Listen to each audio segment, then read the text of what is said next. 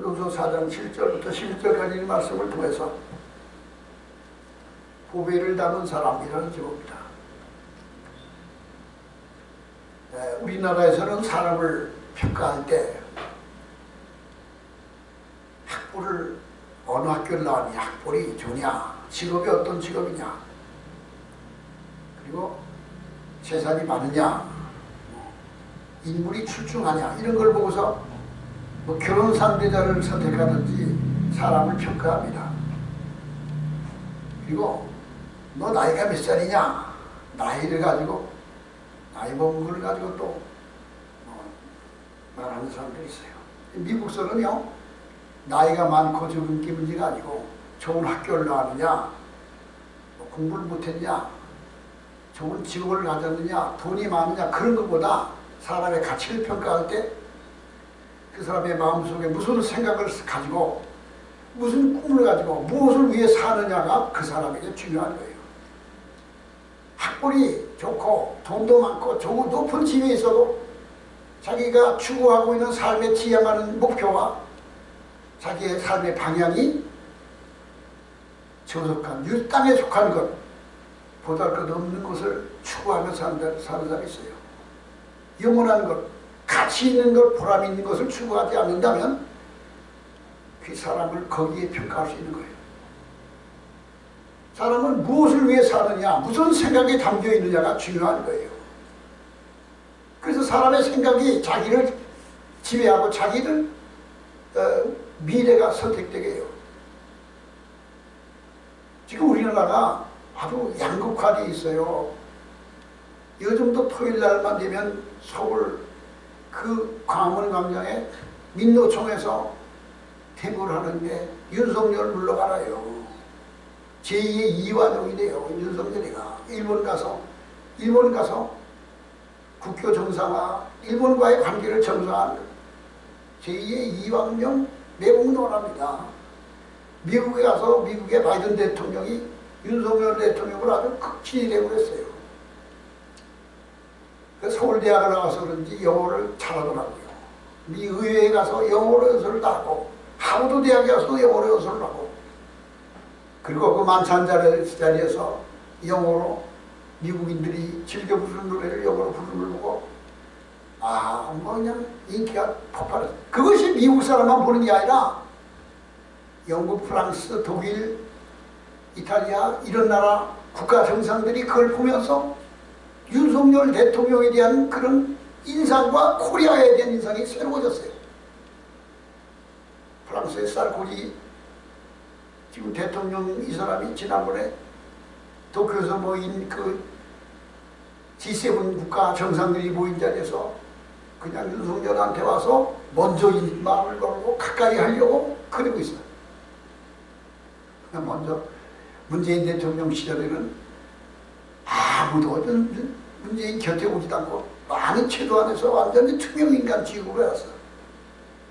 그런데 윤석열 대통령을 향해서 국가 이익을 팔아먹는다, 광화문에서 그러고 있어요. 나라가 곤망할 것 같이 윤석열을 당장 퇴진하라고 그래요. 그래서 지만원 박사 같은 분은 지금 감옥에 가 있어. 지만원 박사가, 그분은 그 응용통계학 그게 세계적인 석학이에요. 미국의 육군 해군사관학교, 미국은 육군보다 해군이 더 강한 나라예요. 미국의 해군사관학교에 가서 그가 개발한 논리, 시스템공학이라는 그 논리가 해군사관학교에 교재를 쓰고 있어요. 그 지만원 박사가 자기의 통계를 가지고 이 윤석열 정부를 평가할 때 제2의 박근혜가 될 것이 틀림없다는 거예요. 1m도 틀리지 않고 그 길을 갔다는 거예요. 탄핵 대상으로. 왜 이 나라가 이렇게 됐을까요? 국민들의 마음속에 김일성 사상,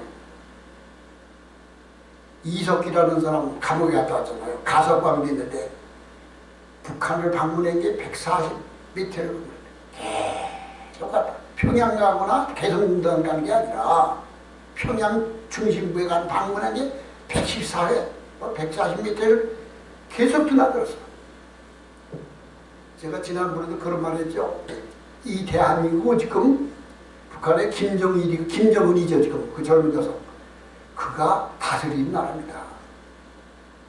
이재명이가 그렇게 도덕적으로 그렇게 문제가 많잖아요. 그가 욕설을 한 것부터 그가 문제 그렇게 많아도 이재명이가 야당 대표와 대통령 후보로서 낙마하지 않는 이유가 뭔지 아세요? 북한의 김정은이가 사인을 해야지 대통령 후보가 되고 당대표가 되는 거예요. 난 그렇게 본다니까. 민노총부터 모든 이 시민단체들 전부 다 김정은이 눈치를 보고 있는 나라가 이런 나라가 됐어요. 우리는 이 대한민국을 바르게 세워나가기 위해서 국민들이 바른 가치관, 국가관을 가져야 됩니다. 사람의 마음속에 무슨 생각을 가지고 사느냐, 그것이 그 사람을 평가해 줍니다.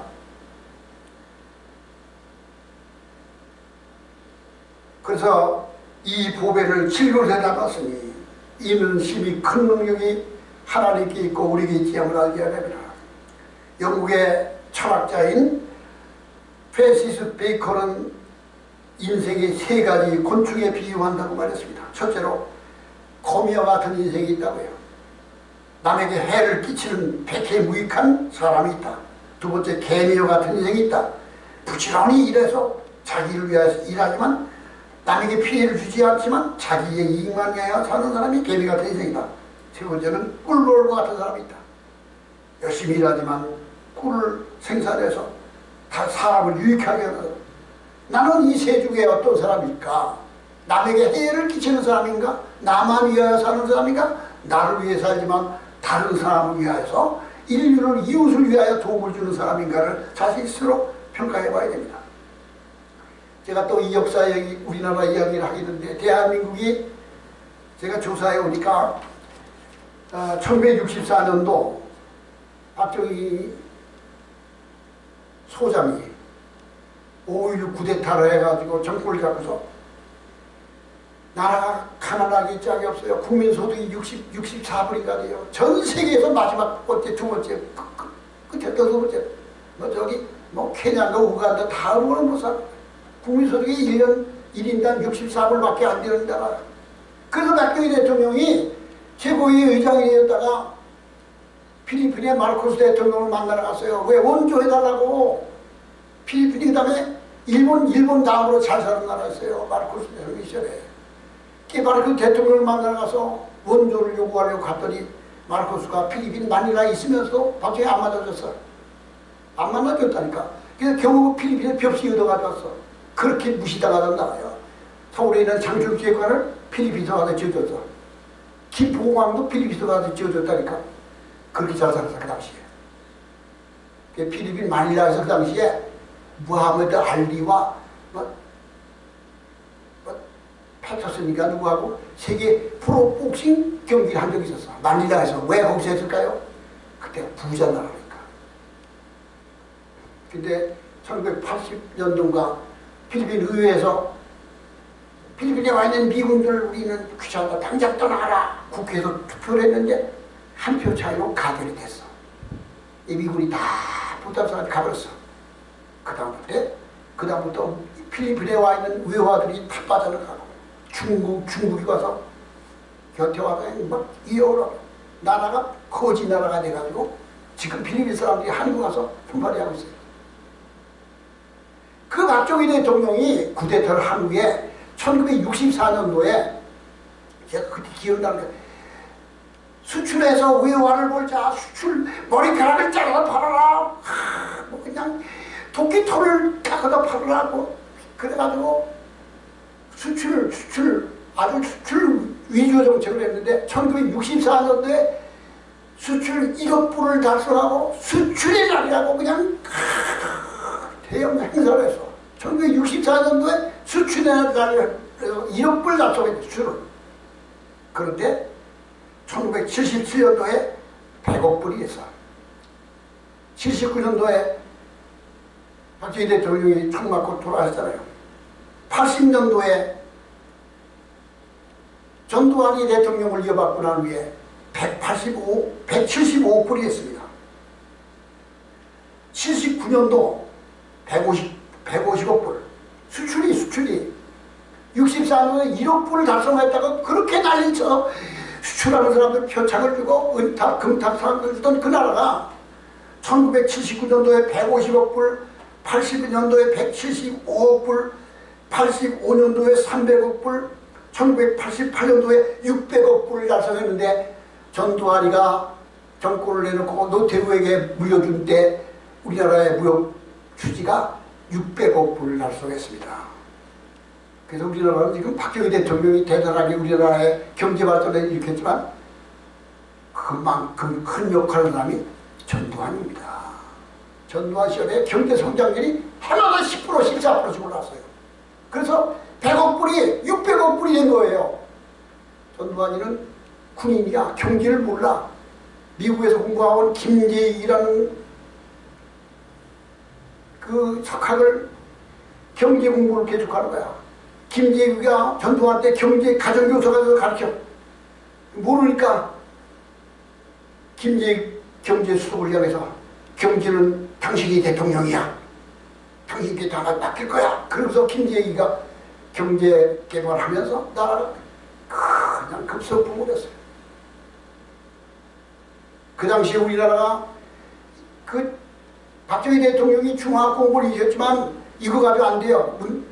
전두환이가 경제팀을 말하고 야 제2의 먹거리가 뭐 있냐. 우리나라 발전하려면 무엇을 해줬겠냐. 그래서 전국 있는 석학들을 다 저 대도경단에 모여가지고 계속 토론해가지고 결론 난 게 뭐냐. 전자 산업을 유수해야 된다. 반도체를 그렇게 해가지고 시작하는 것이고 그때 전두환이가 놀라운 일을 하는 것은 우리가 그 당시 어려웠었어요. 처음에 81년도에 어떻게 하면 좋겠냐. 미국의 레이건 대통령을 미국을 방문해가지고 레이건 대통령이 와서 그런 말 합니다. 일본이 그 당시에는 미국의 경제를 다 가져왔어요. 미국에 있는 모든 빌딩을 다 사가고 1980년도에 일본은 엄청난 부를 축적했어요. 미국을 다 통째로 사들일 것 같은 기세였어요. 그러니까 미국서는 일본을 경계하고 있었는데 전두환이 미국 가가지고 레이건 대통령이 만나가지고 하는 얘기가 일본은 대한민국이 공산주의를 막아주고 있는 북방을 다 담당하기 때문에 일본은 안전하게 경제 성장을 해서 저렇게 돈이 많다. 그러니 일본은 대한민국의 경제 자기 나라 이 공산주의로부터 지켜주는 대가로 100억 불을 우리나라에 제공하게 해달라. 레이건한테 요구하니까 레이건 대통령이 그 말이 맞다. 레이건 대통령이 일본을 어떻게든지 이걸 좀 제재하고 싶었는데 전두환이 그 말을 하거든? 그거는 틀리지 않다.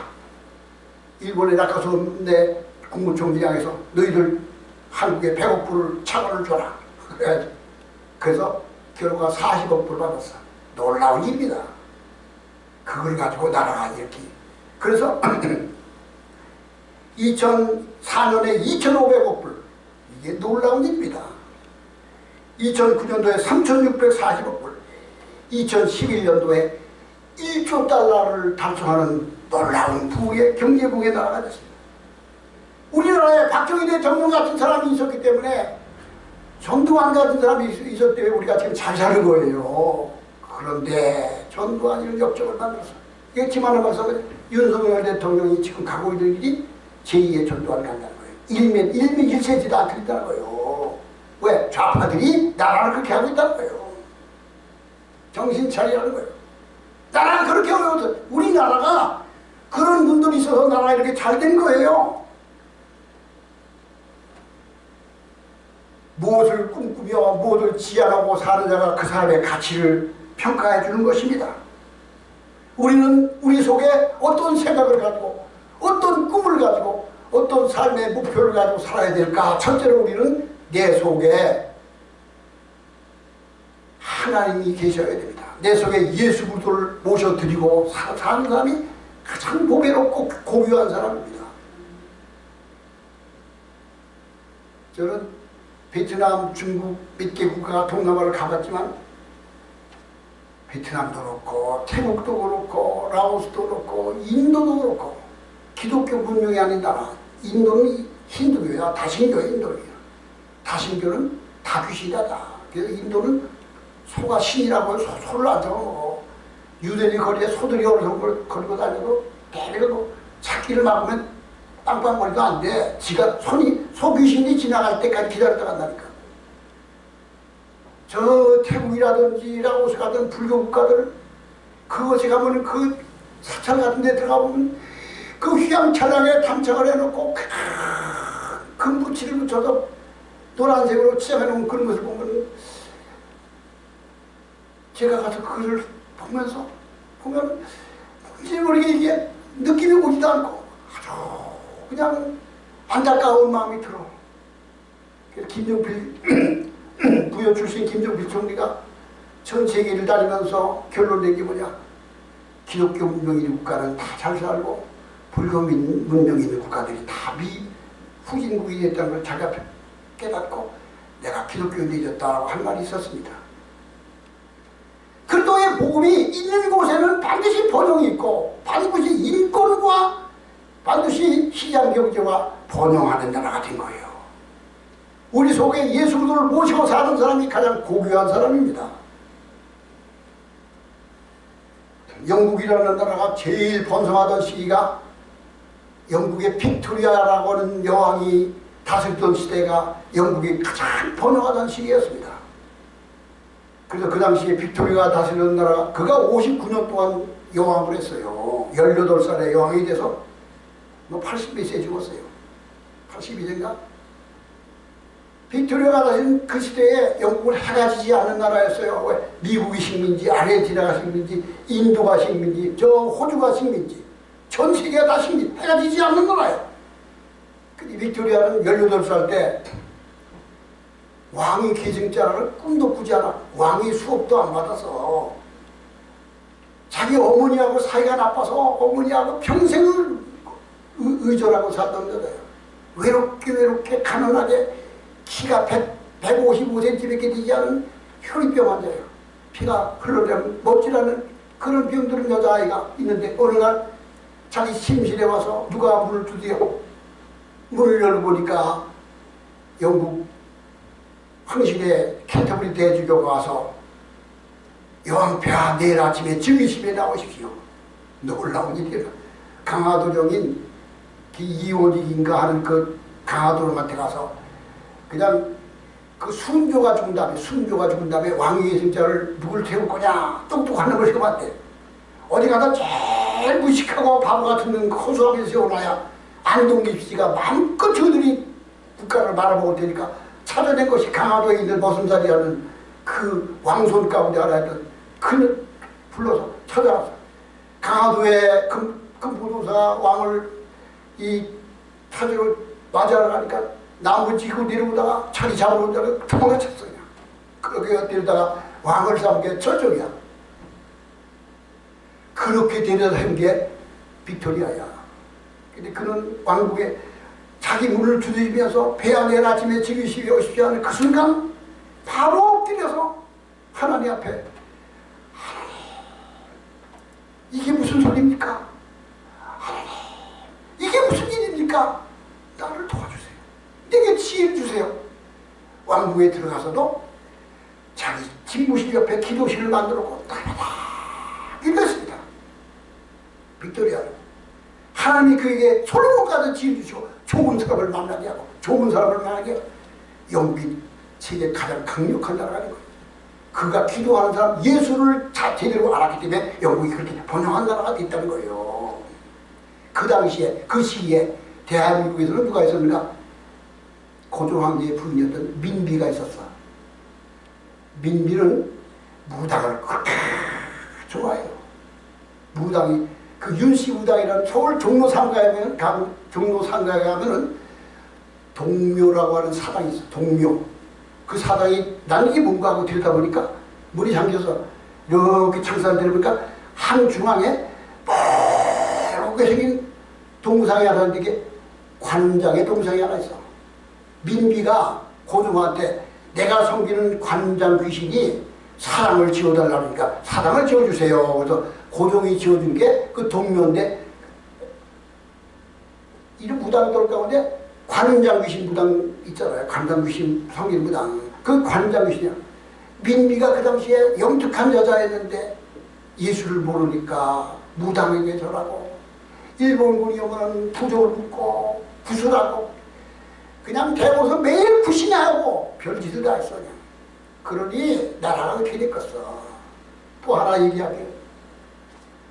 러시아가 멸망될 때 1917년도에 러시아가 멸망했어요. 볼셰비키 병력에서, 공사주 혁명에서. 그 당시에 니콜라이 2세의 황태자비가 알렉산드라야. 그가 왕비였어. 황태자비. 러시아의 황태자비. 그가 누구였냐? 빅토리아 왕의 외손녀야. 빅토리아 왕의 외손녀야. 빅토리아 왕이 딸을 독일로 취입했는데 독일에, 그 당시 독일은 통일국가가 아니었어. 독일로 취입했는데 거기에 어느 성에 그 사람의 딸이었는데 그가 니콜라이 황제가 와서 그 보고서 청혼해가지고 그가 러시아의 황태자비가 됐어. 이 알렉산드로 황태자비는 자기 외할머니의 믿음을 알았기 때문에 기도하고 하나님 믿는 걸 제대로 알았어. 그 성경을 몰랐어. 그래서 항상 하나님 앞에 기도를 하는데 자기의 딸을 셋을 낳고 네 번째 아들을 낳는데 왕위 계승자를 낳는데 알렉세이라고 하는 아들을 낳는데 그 아들이 너무 병고야. 혈액병이야. 딸마다 병을 알아. 모든 의사를 다 불러다 치료도 낫질 않아. 그런데 그 당시에 전 세계를 돌아다녔던 라스푸틴이라는 괴성이야. 괴성. 그가 소문을 낸 거야. 무슨 병이든지 신통력으로 고친다. 그리고 그의 라스푸틴의 교리는 기독교가 아니라 사람이 아주 음탕한 짓을 아주 쾌락을 마음껏 누리다가 그 쾌락 마지막에 허물을 느낄 때 쾌락의 마지막 단계 허물을 느낄 때 비로소 신을 만난다. 그걸 가르치는 게 라스푸틴의 교리야. 그러니까 라스푸틴은 남자가 마구 그냥 혼자 성교 생활을 해. 그 마지막 단계 아주 사람이 이렇게 패닉 상태에 되었을 때 비로소 신을 만난다는 게 교리야. 그 라스푸틴의 교리. 그런 교리를 가진 적이 러시아에서 모든 귀족 부인들이 라스푸틴을 만나면 뭐냐? 다 그와 성관계하려고. 그런 라스푸틴을 신통력이 있다고 그러니까 그를 불러줘요, 왕국으로. 알렉산드라 황태자비가 빅토리아 외손녀가 그가 들어와서 그냥 뭐 주문을 외고 막 하더니 알렉세이 아들이 조금 차도가 나가지고 이게 하나님의 사람이라고 그걸 그래 그 라스푸틴을 모든 장관 임명부터 모든 정책을 다 가렸어요. 러시아를 막 거예요. 알렉산드라는 하나님을 알아도 성경을 몰라. 성경을 그냥 뭐 그 예수를 아는 것이 복이 있는 사람, 보배로운 사람이 되는 거예요. 예수가 내 안에 계실 때 우리가 이 보배를 즐거워하였으니 이런 힘이 능력의 힘이 큰 것이 하나님께 있고 우리에게 있지 아니함을 알게 하려 합니다. 우리 안에 예수님이 들어오실 때 그동안 내 안에 예수를 누구든지 저를 믿는 자는 멸망하지 않고 구원을 얻으리라. 예수님이 내 안에 들어오셔서 나의 주인이 되었을 때 그 사람은 비로소 놀라운 사람이 될 수 있습니다. 요한계시록 3장 20절에 볼지어다 내가 문 밖에 서서 두드리노니 누구든지 내 음성을 듣고 문을 열면 나는 그에게로 들어가서 그로 더불어 먹고 그는 나와 더불어 먹으리라. 주님이 우리 마음 문 밖에서 문을 두드리면서 나의 마음에 들어오기를 원하시는데 예수를 모셔드리는 사람이 되어야 그 사람이 고유한 사람, 하나님의 사람이 될 수 있다는 거예요. 예수님이 오시기 전에는 이스라엘은 율법과 예언서만 있었던 유대교, 쭉 있을 교회였어요. 예수님이 오신 예수님의 행적을 기록한 것이 마태복음, 마가복음, 누가복음, 요한 4개의 복음이고 그 예수님의 제자들이 병을 고치며 복음을 전한 사실을 적은 것이 사도행전이라는 책이고 그 다음에 고린도전서 후서부터 쭉 서신들은 14권을 바울이라는 사람이 썼습니다. 신약전 성경 가운데 바울이 어떤 사람이었나요? 이스라엘의 율법을 주장하고 예언서를 주장하는 예언서를 공부한 유대인 가운데 유대인이요 바리새인 가운데 바리새인이었던 그 바울이 기독교가 이단인 줄 알아서 예수는 하나님의 보낸 사람이 아니라고 생각을 해서 그래서 예루살렘에서 일어나는 놀라운 복음의 역사가 일어나고 막 북쪽으로 시리아로 저 안디옥으로 북쪽으로 기독교들이 막 퍼져나가는 것을 체포하기 위하여 관원에게서 사인을 받고 군대를 거느리고 저 시리아 다마스카스로 도망갔던 그 도인을 체포하게 해요. 군인을 데리고 기독교를 박해하려고 다메섹으로 가고 있었어요. 지휘자가 돼서 말을 타고 가고 있었어요. 그런데 정오 대낮에 이스라엘 땅은 너무 더워서 대낮에 잘 걷지않아. 너무 햇빛이 찬란해서 눈이 부셔서. 그런데 정오 대낮 환한 대낮에 군대를 거느리고 다메섹으로 가는데 자기 앞에 큰 빛이 비치면서 어떤 인격이 서셔서 자기를 향하여 사울아 사울아 네가 왜 나를 피워왔냐. 자기 앞에 엄청난 거대한 인격이 빛나는 영광스러운 분이 서셔서 자기 이름을 비워서 네가 왜 나를 핍박하느냐 하는 말씀을 들었을 때 그는 그 순간 그 강력한 빛에 의해 눈이 멀어버리고 땀발에서 떨어져서 누구십니까? 나는 네가 핍박하는 것이다. 그때 예수를 만납니다. 그리고 그는 박해자가 아니라 전도자가 된 거예요. 그리고 그가 쓴 책이 14권의 서신서예요.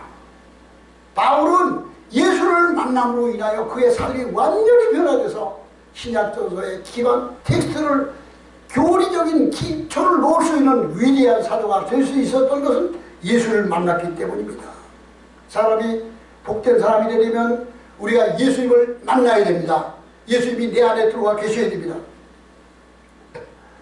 예수는 우리에게 그 안에 지혜와 지식의 모든 보화가 감춰져 있다고 했습니다. 예수 안에 모든 지혜와 지식의 보화가 감춰져 있다고 했습니다.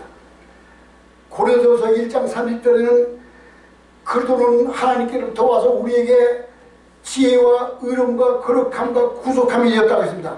잘하는 자는 주 안에서 잘하는. 그리스도는 하나님께로부터 와서 우리에게 지혜와 의로움과 거룩함과 구속함이 되었으니 예수는 우리에게 놀람. 그래 예수를 만나야 돼요. 예수님이 우리 안에 오실 때 보화가 담겨있는 보배로운 그릇이 되는 것이며 고귀한 사람이 될 수 있는 겁니다. 사도 바울은 빌립보서 3장 7절에 내게 유익하던 것을 내가 그리스도를 위하여 다 해로 여길 뿐 아니라 또한 모든 것을 해로 여김은 내 주 예수 그리스도를 아는 지식이 가장 고상함을 때문이라. 내가 그를 위하여 모든 것을 잊어버리고 배설물을 같이 여기면 그리스도를 얻고 그 안에서 발견되려 함이라고 했습니다. 우리가 이 보배를 즐거서 가졌으니 이는 힘이 큰 능력이 하나님께 있고 우리에게 있지 않음을 알게 하렵니다. 우리가 이 보배를 즐거서 담았어요.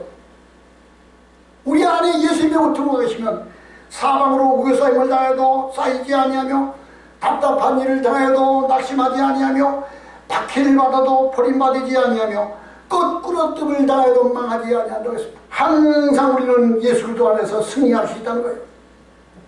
그러므로 우리는 마음속에 예수 그리스도를 모셔드려야 예수님이 나의 주인이 되었을 때 복 있는 사람, 보배로운 사람이 되는 겁니다.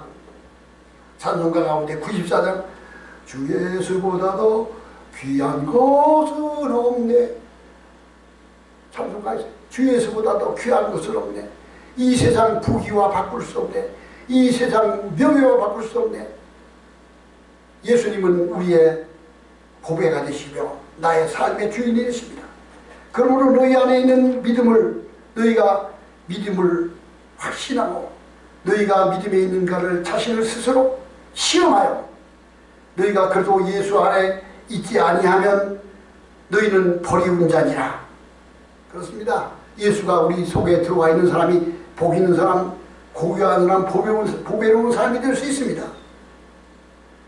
마태복음 13장 44절에 천국은 마치 밭에 감추인 보화 같으니 하나님의 나라는 밭에 감추인 보화 같으니 자기의 모든 수를 다 팔아 그 밭을 샀느니라는 말씀이 있습니다.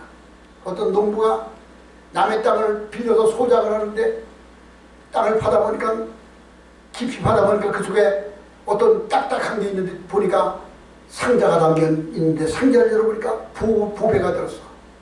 근데 파보니까 밭 전체가 다 보석 상자가 가득 묻혀있는 밭이야. 그런 놀래서 집으로 돌아서 어떻게 할까? 그걸 캐올 수 너무 많아서 그래서 소장 가는 밭주인을 찾아가서 그 밭을 내게 파십시오. 그래. 당신 자네가 무슨 돈이 있어 파는가? 자기의 재산을 다 돈에서 그 밭을 샀어요. 왜 샀을까요? 거기 보배가 있기 때문에. 예수 그리스도는 보배로운 거예요. 우리의 모든 것을 다 포기하지라도 예수님을 모시고 예수를 믿고 영접할 때 복 있는 사람, 보배로운 사람이 되는 거예요. 두 번째로 보배로운 사람이 되는 것은 어떤 사람입니까? 하나님께 기도하여 하나님의 성령으로 충만함을 입었을 때 보배로운 사람, 복 있는 사람, 가치 있는 사람이 되는 거예요. 우리가 사방으로 의협상을 당해도 쌓이지 아니하며 답답한 일을 당해도 낙심하지 아니하며 박해를 받아도 버림받지 아니하며 거꾸로 뜸을 당해도 망하지 아니하나니 하나님이 내 안에 계시고 성령이 내 안에 계시면 어떤 일이 있어도 우리는 넉넉히 이길 수가 있습니다. 내가 힘 있는 사람이라면 무거운 것 드는 것이 무겁잖아. 힘이 없는 사람은 무거운 것 들을 수 없어. 내가 힘이 있어. 무거운 것 넉넉히 들을 수 있어. 내가 힘이 있으면 깡패들이 와서 나를 협박해도 절대 두렵지 않아. 우리 속에 하나님이 계시면, 하나님이 내 안에 계시면 나를 하나님이 강하게 하시고 넉넉히 이기게 하십니다. 이 하나님의 내 안에 들어와 계시게 하기 위해서 우리는 하나님께서 우리에게 주신 말씀 가운데 항상 기도하라, 쉬지 말고 기도하라, 범사에 기도하라, 기도하라고 명령하셨어요. 하나님은 우리에게 기도하라는 명령을 아주 강력하게 하세요. 구하라 주실 것이요, 찾으라 찾을 것이요, 두드리라 열릴 것이니 구하는 자에게 주실 것이요, 찾는 자가 찾을 것, 두드리는 자에게 열릴 것이요. 이 세 번만 구하라 찾으라 두드리라는 건 반어법이야. 똑같은 것을 다른 표현으로 계속 거듭말하는 거예요. 반어법은 강조하시는 말씀이에요. 하나님은 자기 백성들을 위해 기도하라고 강력하게 말씀하셨어요. 내가 네게 응답하겠다고 했어요. 기도할 때 하나님은 우리에게 응답하시는데 성령으로 우리를 채워주십니다. 무당들 가운데 아주 정말 신내림이 강한 무당은 그 속에 귀신이 들어가서 귀신이 가르쳐줘. 그 박정희 대통령 부관 출신이었던 박환영 씨라는 분이 있어요. 저 옥천 사람이지.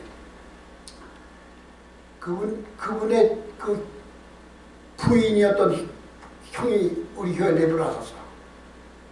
박정희 대통령이 소령 때부터 그 밑에서 당점정을 하다가 청와대까지 들어가서 청와대 사안이 있는 사람이 박환영 씨야.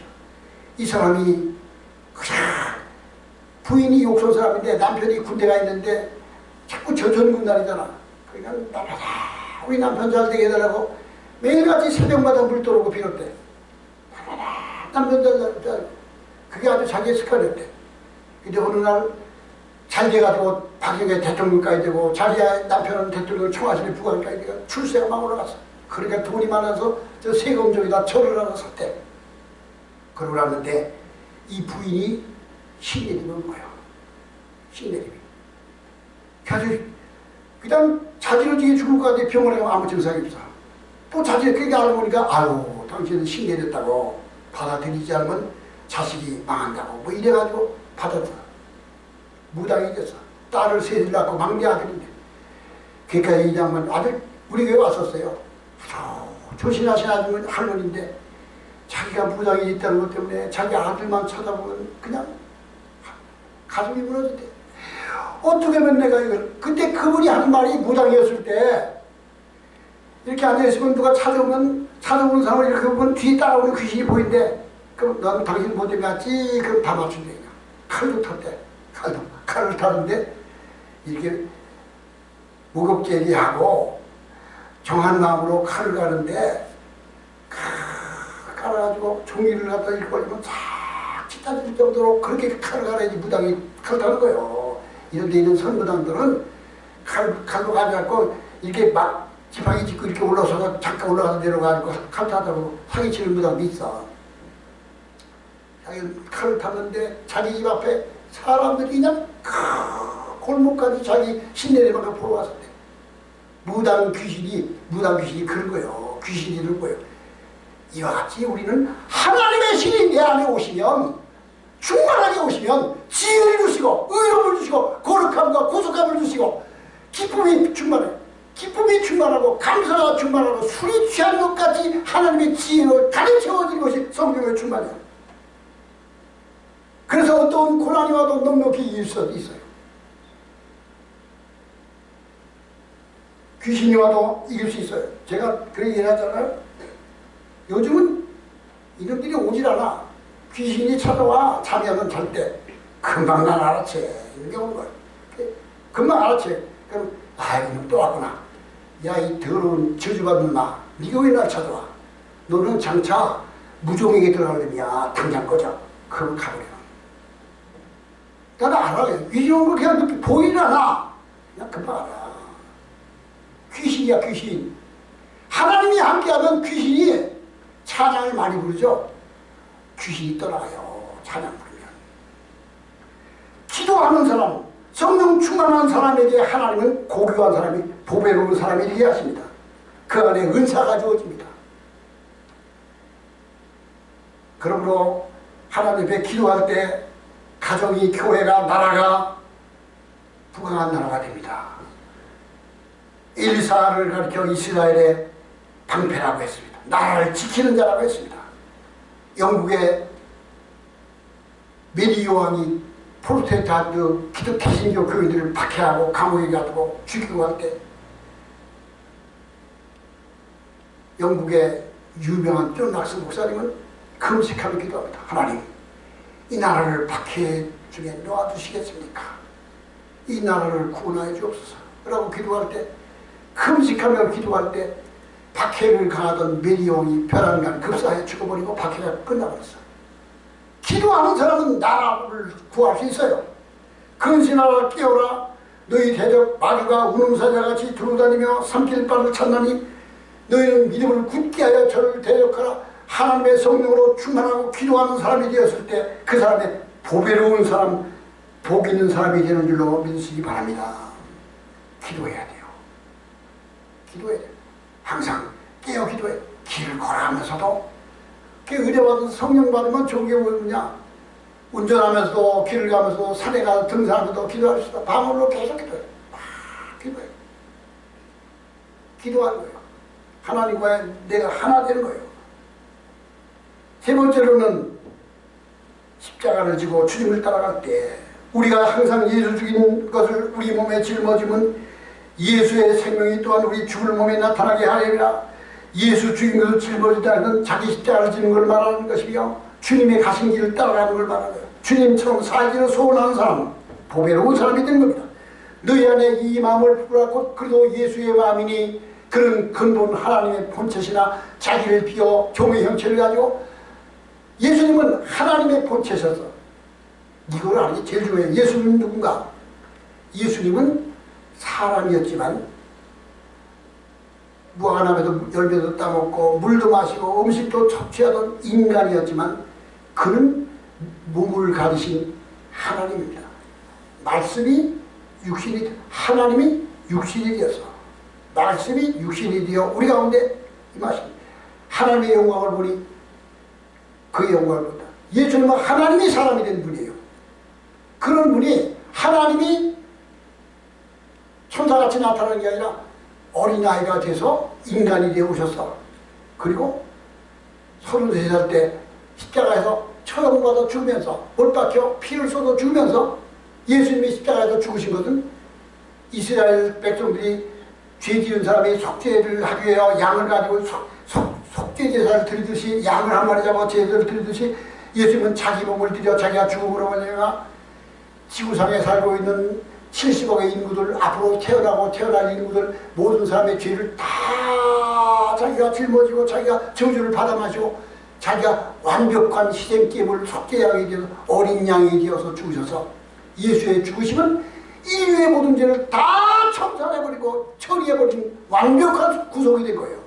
그래서 누구든지 이 사실을 예수님이 우리의 죄를 대신하여 죽으셔서 십자가에서 다 속량하였다는 믿고 영접하고 시인하는 사람에게는 죄사함의 은혜가 거저 다 주어진 거예요.